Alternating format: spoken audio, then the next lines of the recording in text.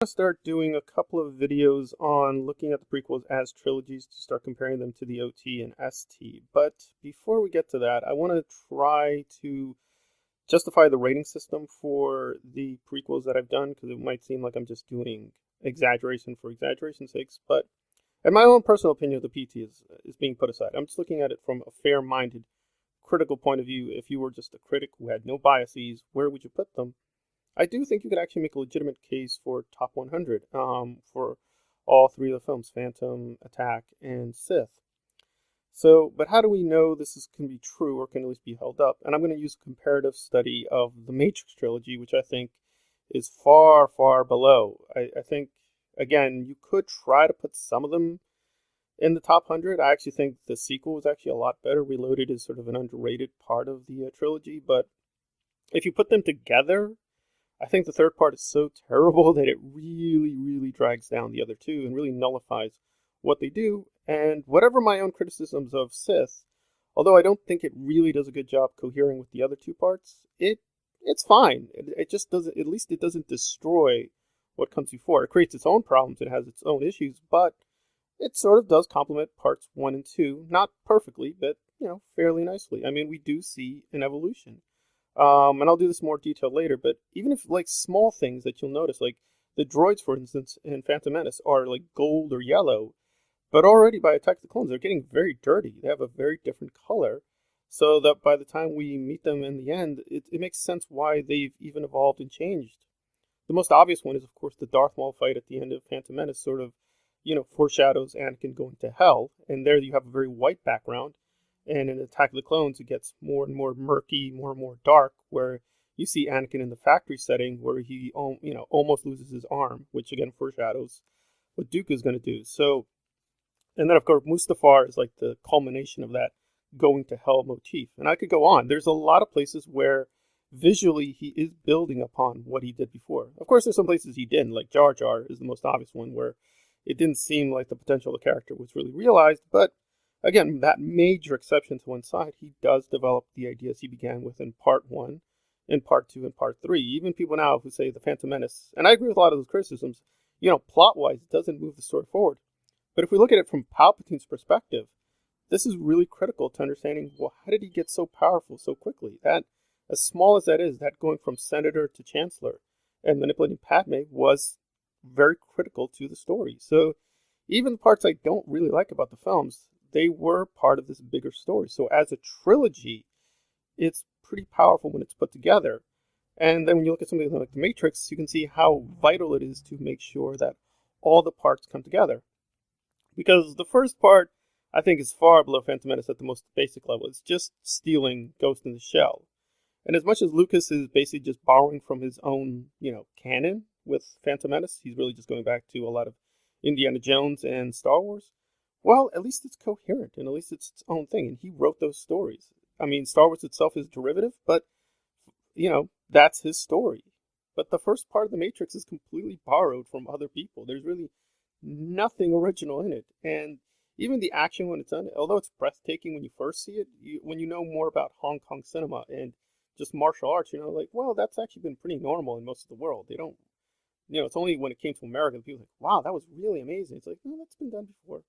And the story, for what it is good, but it's basically too much based on one central twist. And once you get it, you're like, oh, well, that's clever, but you can only work one time. So every time you see it afterwards, the first hour is just pointless because you're just building up to the twist and then getting them into the actual Matrix where they have their confrontations.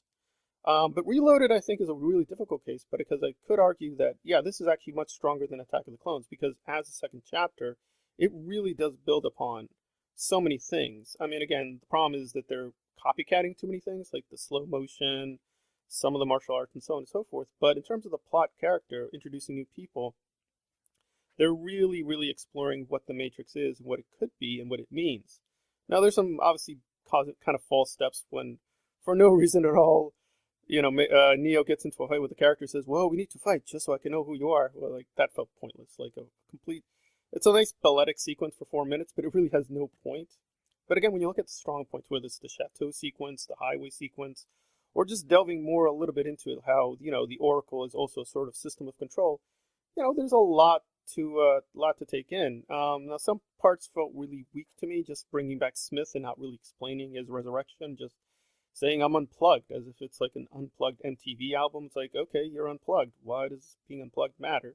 So they are doing a little bit of damage to the mythology, but again, we still don't know a lot. So you're hoping that the third part really makes everything come together and ties up all these strings, and then you get to it, and aside from the first 13 minutes, which are beautiful, it's interesting. Okay, fine. There are power levels that even Neo doesn't understand.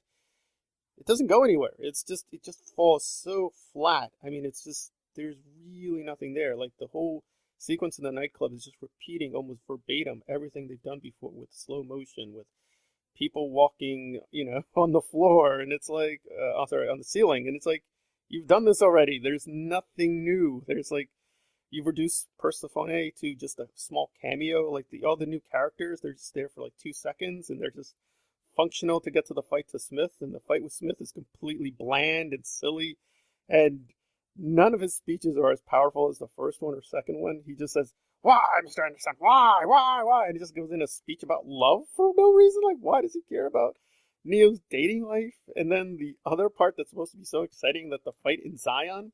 And I didn't even think about this when I was seeing it in the theaters, but somebody pointed out, well, why don't they just move? Like, you've got this central plot hole with the whole thing saying, oh, the machines are coming. Well, why don't you just move? Like, why did you have to stay in the same position? Like, the machines are getting closer and closer. Well, just move. What, is there something wrong with just moving? I mean, are they going to chase you? Like, yeah. So the central thing behind it just doesn't make a lot of sense. And I swear to God, if you go through the films, like, at one point, a character actually just says directly to the camera, you know me, I don't have a lot to say. Yeah, let's just start shooting. And it's like, there is no attempt at anything. No dialogue, no real action, no real pathos. Any of the serious ideas, the philosophy, the religion, it's just thrown out. They just don't care. They just want to tie it up in this kind of Jesus Christ self-sacrifice narrative. And you're like, why does he self-sacrifice himself? What is the point of this? Like, why are characters even dying? It's like they just want to make some really phony, like, this all has meaning. But it doesn't. None of it makes any sense. None of it really is tied to the first two films. It's just like, okay, we got to end this thing. We don't really have a good script or a good idea how we would end it. So, yeah, so all the destroying of the mythology of the first part for the second part was pointless. It didn't go anywhere. So, as a trilogy, this is just weak. This is really bad. You go from like a 5 out of 10 movie to a 7.5 movie. And then you think, okay, well, the second part was stronger. Maybe they're going to go with it. And then it really is like a 2 out of 10 finale. And it's just like, it just drops off so badly. I mean, even the CGI looks terrible. I mean, and it's so lazy. You just have Neo walking through an army of Smiths. Okay, so they just photocopied everybody. It's like nothing is really happening in terms of dialogue, character, plot, mythology. It's all been sacrificed. It's just sad. It just stops, and you're like, well, the first two parts were intriguing, and the third one is just nothing is really added. At least with Revenge of the Sith, there is a sense of completion. Even symbolically, there's a full circle. Literally, when Vader becomes who he becomes, you can see a circle sort of coming closer and closer in on him. And I think the ending is terrible. I mean, in terms of the Vader part, but at least the series does end. The story has been told. There, at least he did do a lot of interesting visual parallels and puns and ironies, and sort of trying to match the two together. I still think he failed, but at least you can kind of see what people are saying, that it all makes sense with films 1 through 3 and 1 to 6.